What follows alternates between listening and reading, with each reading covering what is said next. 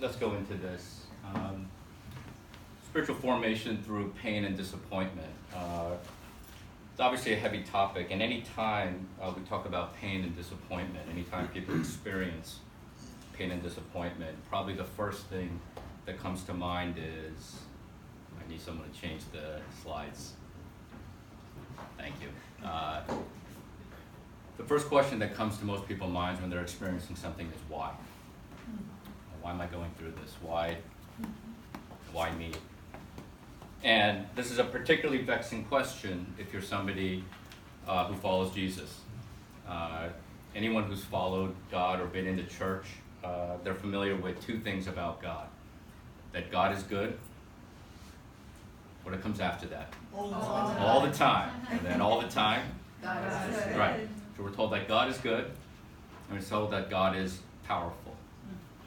And so when we're stuck with a situation that presents itself, which is clearly to the contrary of God being all-powerful and God being good, we're left in very difficult spaces. And this is what is familiarly called the problem of evil. And many wonderful books, many wonderful sermons, many wonderful theologians, philosophers, and writers have attacked this question throughout the ages. And in order to answer this, you have to sort of zoom out and talk abstractly. You have to talk in principles, you have to talk with sort of these universal truths about God, about the world, and so forth. That is not what I plan on doing tonight. And it's not to say that that's not important, but when we talk about spiritual formation through pain and disappointment, I don't know how helpful it is to dwell on the why. So rather than talking to you abstractly or universally, I'm going to talk to you very personally. I'm going to talk to you about this topic, and this talk is really for this community, in this time, and in this place, and in this context. Anyone who listens to this, either through the podcast or the YouTube, I would just say that this is really somewhat of a family discussion. This is not necessarily for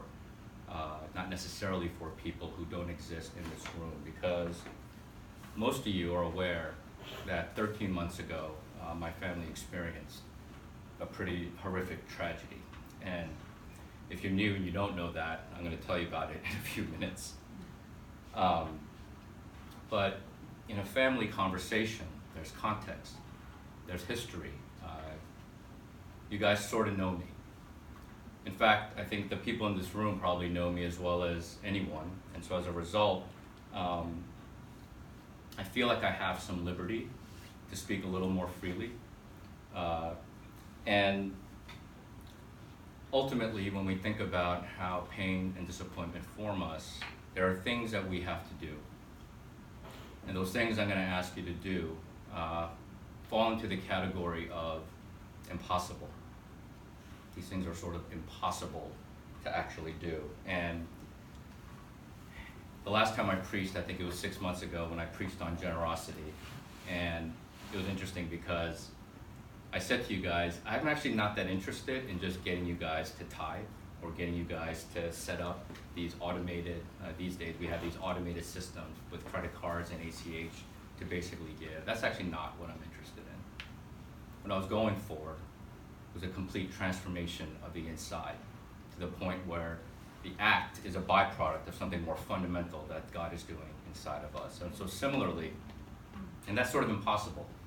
You actually can't will yourself to becoming a generous person. In a very similar way, in order to be able to allow God to form us into his image through pain and disappointment requires us to do things that will feel impossible. And so if you're upset with me at the end of this talk, I'll actually understand. And actually that's okay, because I think a good friend of mine once said that good preaching is supposed to comfort you, but also make you sufficiently uncomfortable. And so we will try to do that tonight in a very gracious way. And I think second thing I just want to say with respect to this being a family conversation is we're going to go into this, what I'll call a liminal space, and we're going to go into it together. And in fact, I think that's the only way to deal with pain and disappointment in a healthy way. I have a reasonably close friend who's been in pastoral ministry for a very long time. Long enough so he's seen a lot of heartache in the faith community. And the thing that he told me that really stuck out as I was preparing this talk is, he noticed that humans can actually endure and withstand untold amounts of pain as long as they're not doing it alone, as long as they're somehow walking in community.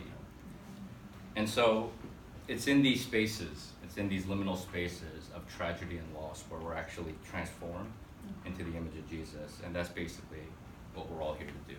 Yeah. Right? That's why we exist, that's why we gather like this. And so without further ado, let's dive in. Can we get the next slide, please? Okay. June 11, 2018, this is when our world fundamentally changed. It was a Monday. I do like what most of you guys do on Monday. I went into my office, and I remember that day I was excited because the World Cup was beginning later that week, and I was very excited for it. I get a call from my brother-in-law. His name is Jeff. My brother-in-law and I, we're not close. We have mutual respect, but we're not close. So when I see his name show up on my caller ID, I'm immediately like, what's going on?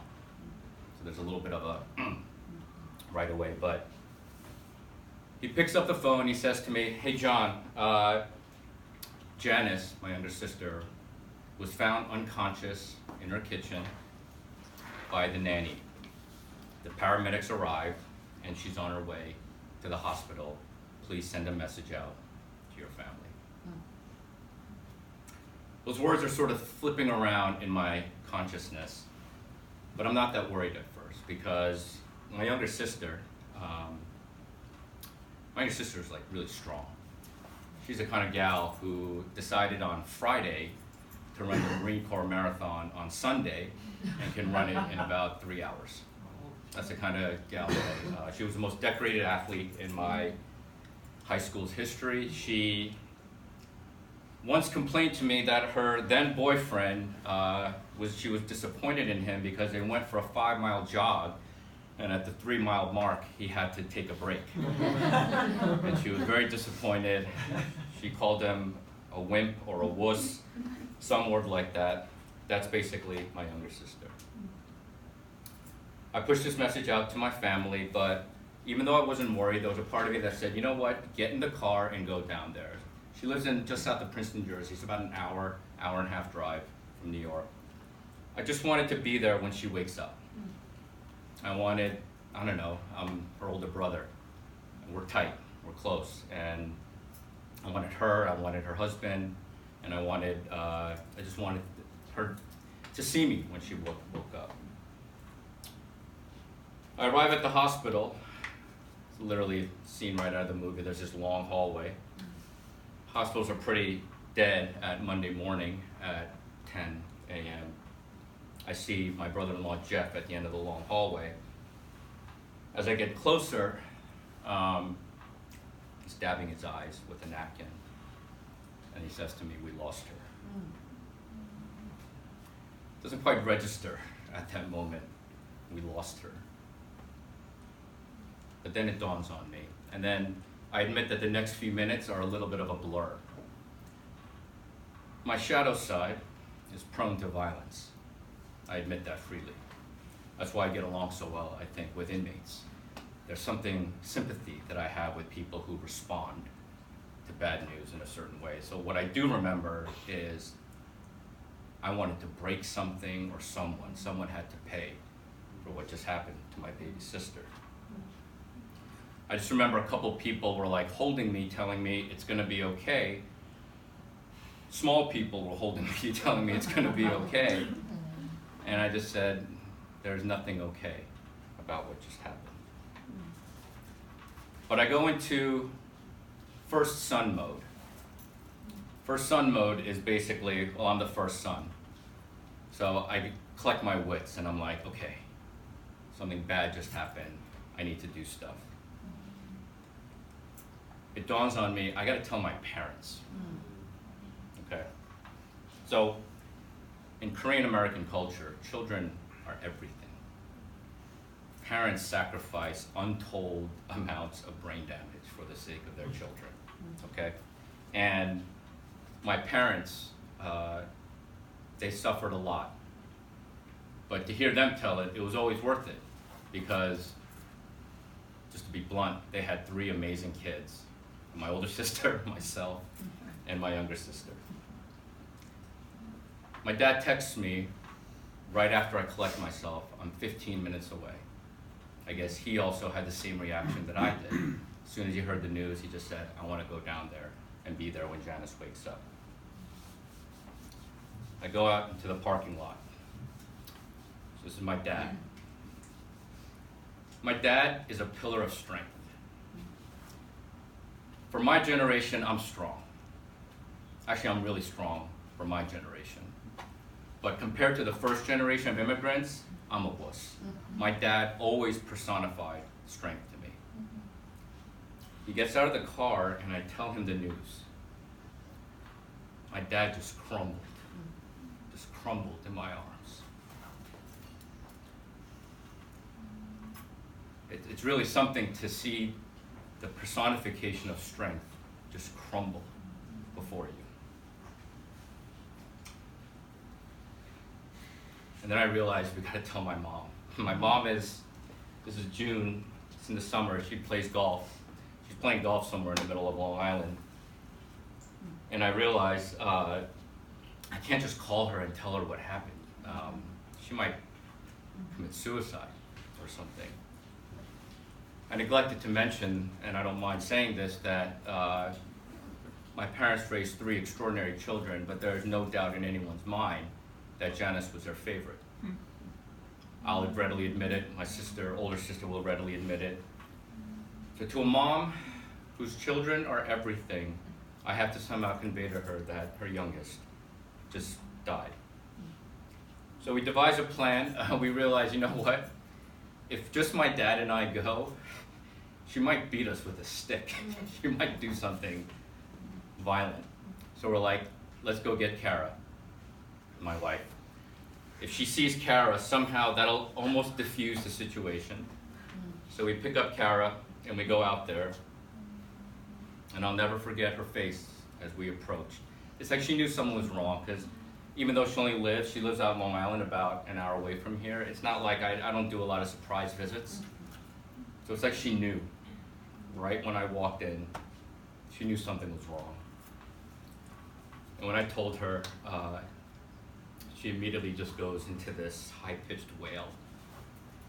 American cinema and film and TV shows don't always depict this well, but my understanding is that in Korean dramas, they tend to portray this sort of kind of grief and suffering. And so she just started wailing.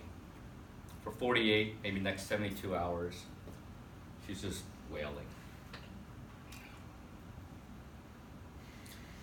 3 days later, we laid Janice to rest.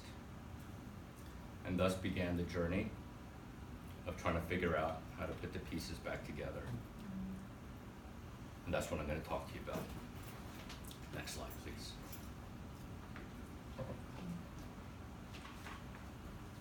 As a preview, so 3 things I'm going to talk about: acceptance, wrestling with God, and then transformation. Acceptance, wrestling with God, and then transformation. Turn over to Psalm 88. It's a long psalm, but can someone please read that for me while I collect myself? Lord, you are the God who saves me. Day and night I cry out to you. May my prayer come before you. Turn your ear to my cry. You have put me in the lowest pit, in the darkest depths. Your wrath lies heavily on me. You have overwhelmed me with all your waves. You have taken from me my closest friends, and have made me repulsive to them. I am confined and cannot escape. My eyes are dim with grief. I call to you, Lord, every day. I spread out my hands to you. Do you show your wonders to the dead? Do their spirits rise up and praise you? Is your love declared in the grave, your faithfulness Are your wonders known in the place of darkness, or your righteous deeds in the land of oblivion? But I cry to you for help, Lord. In the morning my prayer comes before you. Why, Lord, do you reject me and hide your face from me? From my youth I have suffered and been close to death. I have borne your terrors and am in despair. Your wrath has swept over me. Your terrors have destroyed me. All day long they surround me like a flood. They have completely engulfed me.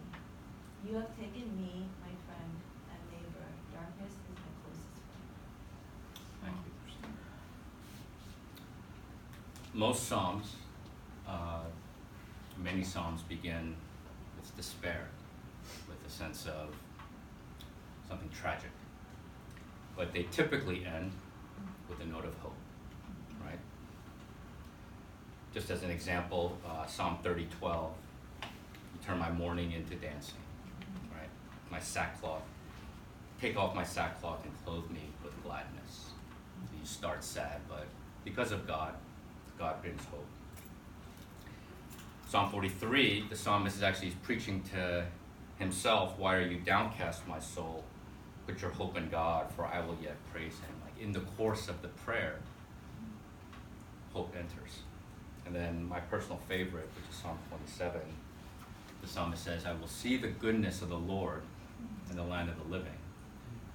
If I have prayed with you at any point when you are in despair, chances are that's how I am. May they experience, as a psalmist experienced, the goodness of the Lord in the land of the living. Psalm 88 doesn't end this way. It's one of only 2 psalms in the scriptures that end on the down note. You have taken from me friend and neighbor, darkness is my closest friend. No upswing. The only other psalm that's like this is Psalm 39, and I'll show you how that ends in a few moments. It begs the question, why? Why are there these 2 out of the hundreds of psalms? Why are there 2 that are like this? I think, I don't want to complicate this, I think the Bible is saying that there are times this is what life is like. This is what life is like. I find comfort in that the Bible has no platitudes. This psalm has no platitudes. There's no Christianese here. If you've ever been in a place of pain, the last thing you want is Christianese. Yeah. So despite this not ending well, there's something comforting that the Bible is willing to say that darkness and pain are facts of life. I'm going to date myself with this reference, but you guys remember the movie The Princess Bride? Okay, I wasn't sure. There's some youngins here that weren't even born when it came out, but early on in that film, there's a scene where Wesley says to Robin Wright's character, life is pain, Your Highness. Anyone who says differently is selling you something. Life is pain. Anyone who says differently is selling you something. Well, guess what? The Bible's not trying to sell us anything with these Psalms. The Bible is telling us how things are. Furthermore, this invitation is a little bit grim, but John 16:6, the 166, right? When we called ourselves the 166, I assumed people would go to John 16:6, assuming that's what the verse that inspired us. But what John 16:6 says is, you are filled with grief because I have said these things. And in a way, it is kind of humorous, but Jesus is telling us we're going to have grief. He says later on in verse 33 of the same chapter, in this world, you will have trouble. I appreciate how the Bible isn't trying to sugarcoat something that cannot be sugarcoated.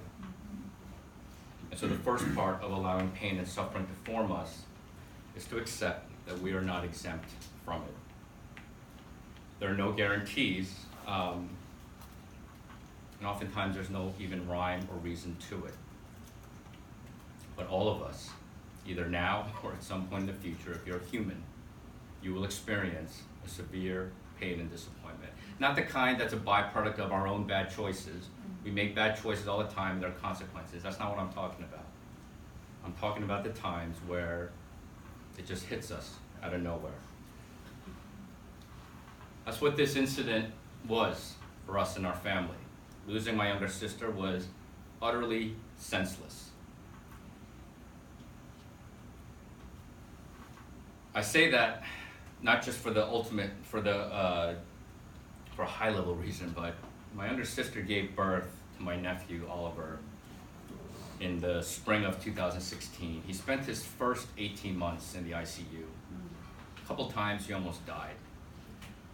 It was her ferocious love, ferocious mother's love, that carried him through those first 18 months of his life. And he finally came home, Christmas, New Year's, 2018.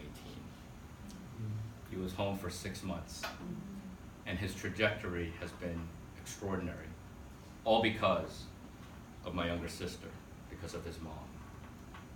And so for her to be taken away like that, right as she's able to witness the fruit of her efforts, is just utterly senseless. Drove me nuts. Still, to this day, as I speak about it, it drives me nuts. But there's nothing I can do about it, and unfortunately, I think all I can do is accept that these things do happen. I don't know why. I'll never know why. I will ask God on the other side, but for now, I have to just accept it. And I think if we're going to be formed into the image of Jesus, as we're called to be, we have to learn to accept that these things will happen. Acceptance. Next slide, please. No, it's not. Yeah, okay, well that's actually the next slide. This is the end of Psalm 39. This is the end of Psalm 39. Look away from me so I might enjoy life again before I depart and I am no more. You know what this reminds me of? There's that scene early in the story of the prodigal son that all of us are familiar with, right? What does the son say to the father? Give me my inheritance, right? I remember reading this book by Ken Bailey, Jesus Through Middle Eastern Eyes. He translated that statement, give me my inheritance, as effectively saying, will you just die? Will you go away? And that's basically what the psalmist is saying here. Look away from me. That's what the psalmist in Psalm 88 is saying. I'd rather be, darkness is my closest friend. I'm closer to darkness than I am to you. Get away from me, God. But I think there's something profoundly liberating about these disrespectful, dishonoring prayers being in the Bible. See, you know, we believe the entire Bible is true. The Bible is, there's nothing by accident. Everything in the scriptures is very much deliberate. So it's not like, whoops, how did those two Psalms get in there? No, this is intentional. I think God sanctioned these irreverent and disrespectful prayers because, in a way, God understands that that's how we're going to get. That's how we're going to get when we're experiencing something like this. And the fact that these things are in there tells me that God is saying, you know what? We have permission. We have permission to go and say, think of the most irreverent thing you could say to God. Think of how you might curse God, okay? I think that God understands that.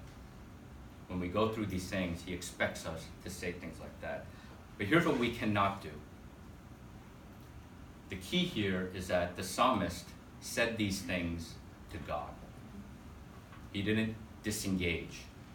He stays engaged with God. And this is sort of the upshot here. This is where, why I said the second thing I want to talk about is, after you accept that these things happen, the second thing we have to do is actually wrestle. And when we wrestle with something, we stay engaged. We don't dismiss it. We don't walk away from it.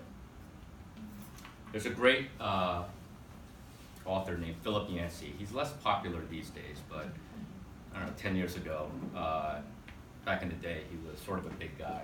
I've read a bunch of his books. His books are all over Coram Deo if you go stroll around the library or 1A. And he wrote a book about prayer, and he wrote about,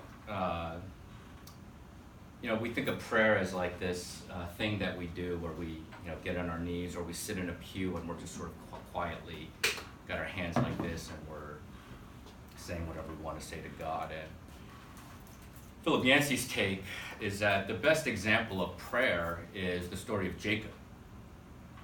Jacob wrestled with God. And he makes this claim that,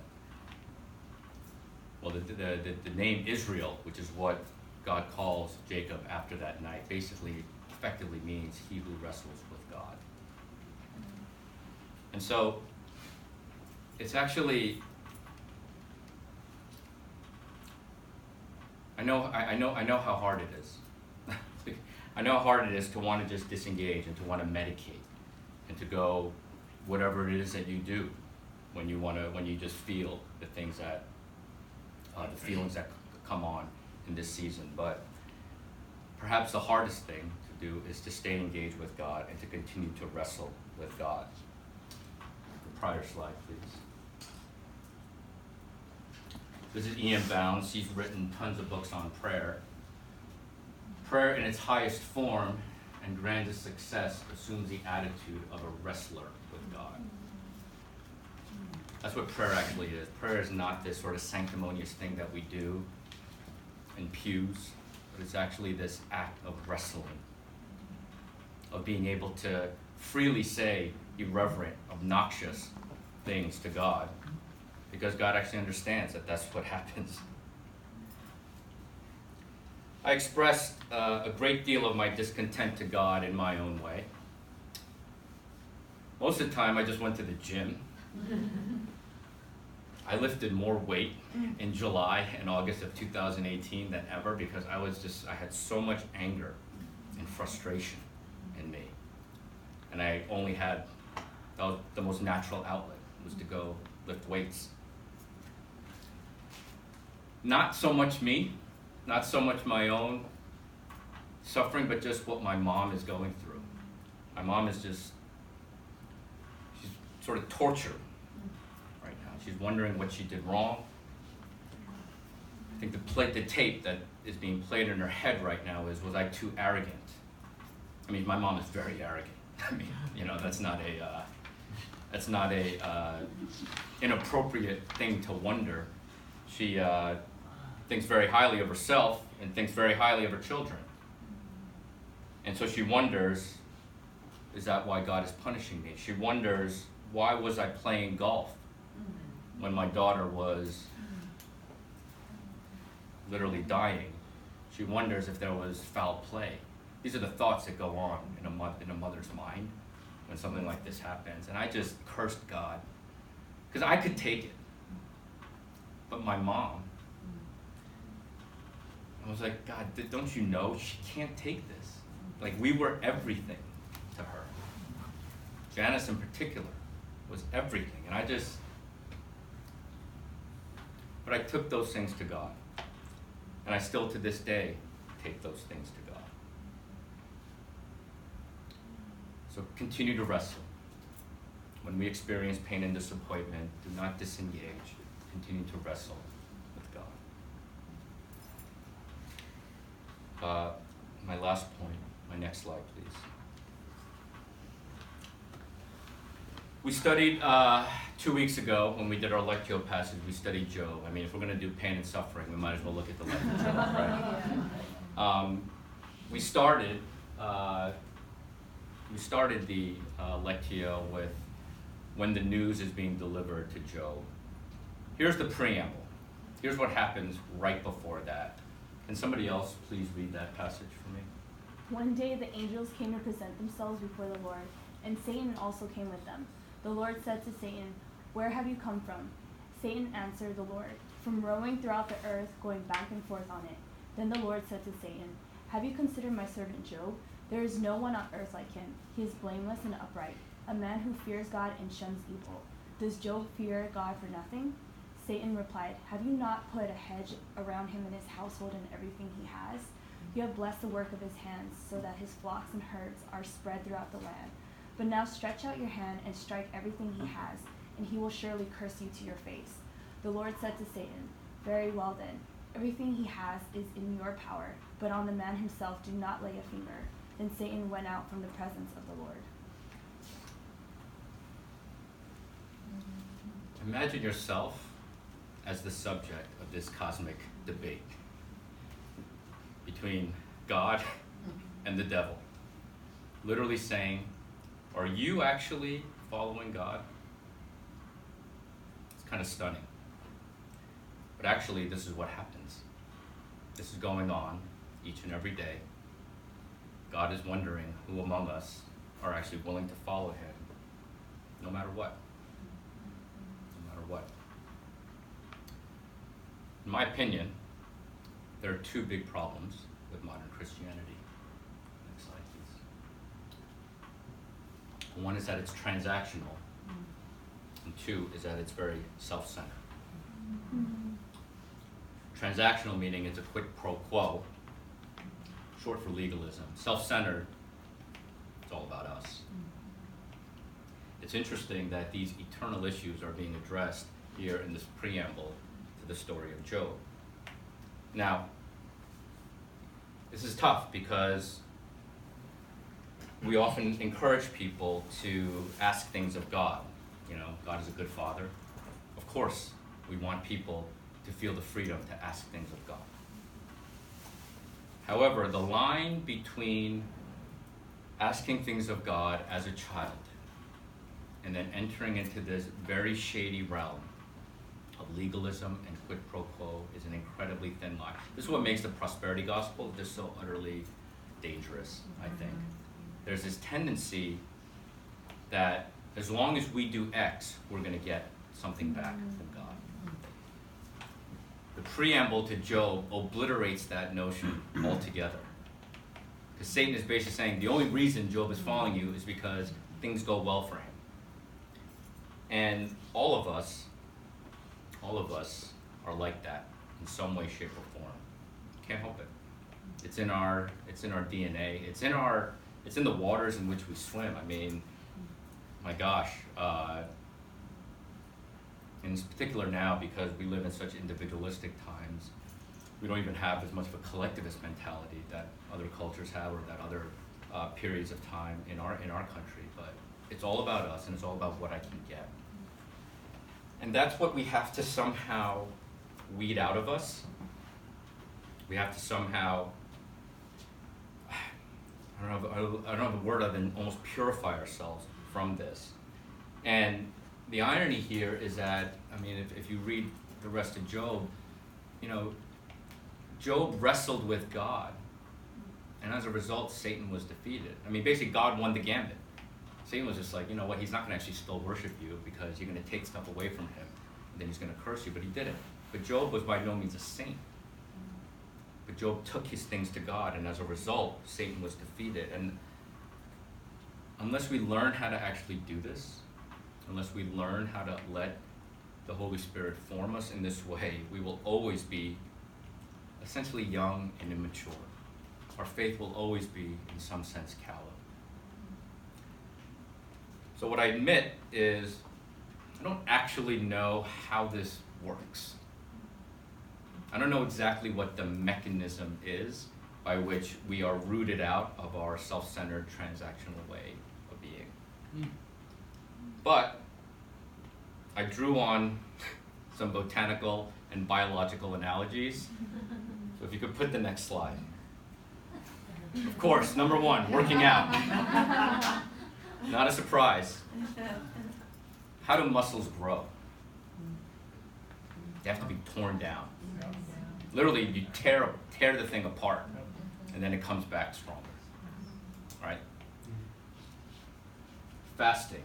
The research on fasting is actually extraordinary. If you fast for 72 hours, they say, it can reset your entire immune system. If you fast and work out, what they say is the reason why what happens is your body actually learns new metabolic pathways. And so instead of going to carbohydrates for energy, it goes to the fat. So that's why working out early in the morning on an empty stomach is such a good thing. You're literally rewiring the biochemistry of your body. Pruning a plant. When you prune things, it actually leaves room for the good things to grow. And so this is what pain and suffering is like. I mean, I know these aren't the best biological, botanical analogies, but pain, it tears us down. It leaves us broken, and it deprives us. We're deprived of the joy that we heretofore enjoyed. God is clipping something good from our lives so that something better can emerge. This all sort of enables these like new pathways. I mean, I think that's sort of what I'm trying to get at here, is that if we actually accept that these things are going to happen, if we actually continue to wrestle with God, what happens in a way that is fundamentally mysterious and it doesn't always make sense to me, but we basically become new. The chemistry, our internal biology actually changes, and we become different. Next slide, please. 2 Corinthians 1:7. Our hope for you is firm, for we know that as you share in the sufferings, you also share in the encouragement. Another translation for encouragement is consolation. It's a term we've used a lot here. Consolation is this idea that we're feeling close to God. So as you share in the sufferings, you also share in the encouragement. The idea is that we actually see God in new ways. When we suffer, we fundamentally are able to see God in a way that we couldn't see him before.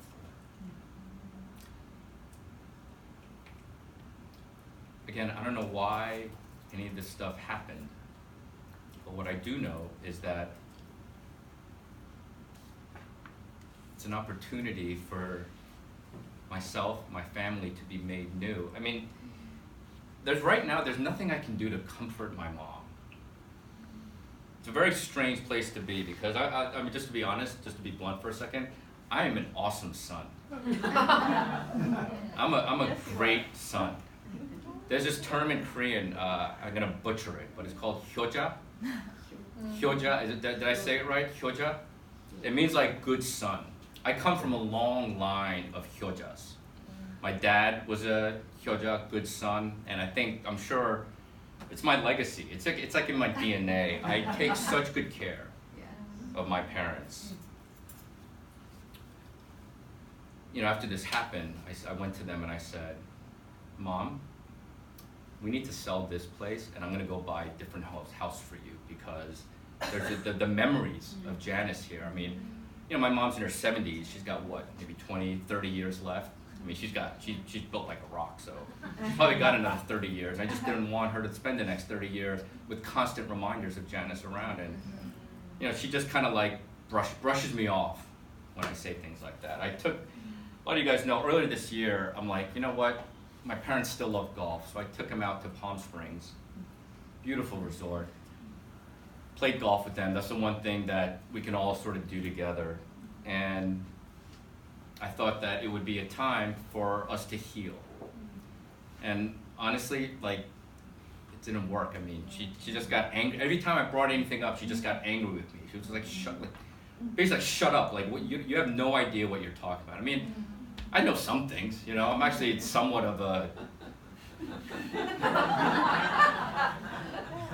I feel like I actually have something to offer, and she treats me like, very dismissive.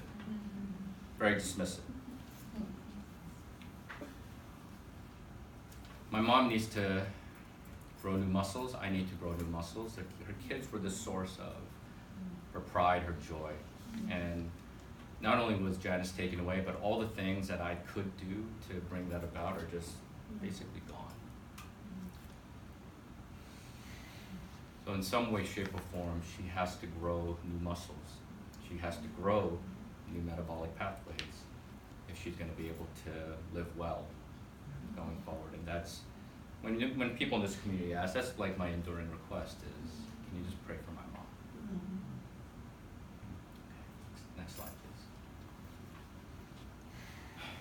Acceptance, wrestling, transformation. The first two, if we're willing to accept, those are more cognitive. Those are decisions of the will. If we can accept that these things happen, if we can stay engaged and wrestle with God, then somehow we will be transformed. We will lose our transactional, self-centered nature, and will become fundamentally different people, people made into the image of God.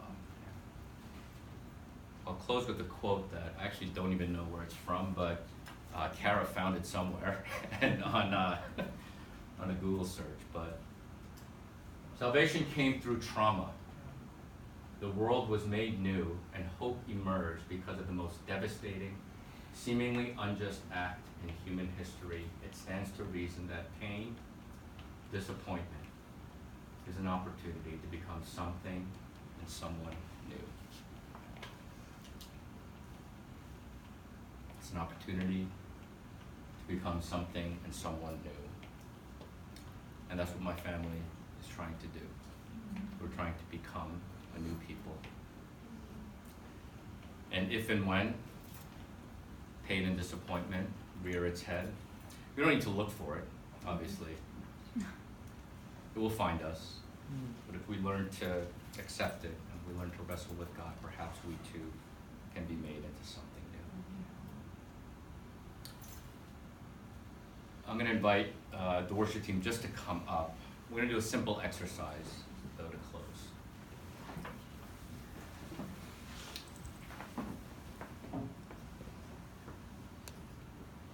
Close your eyes.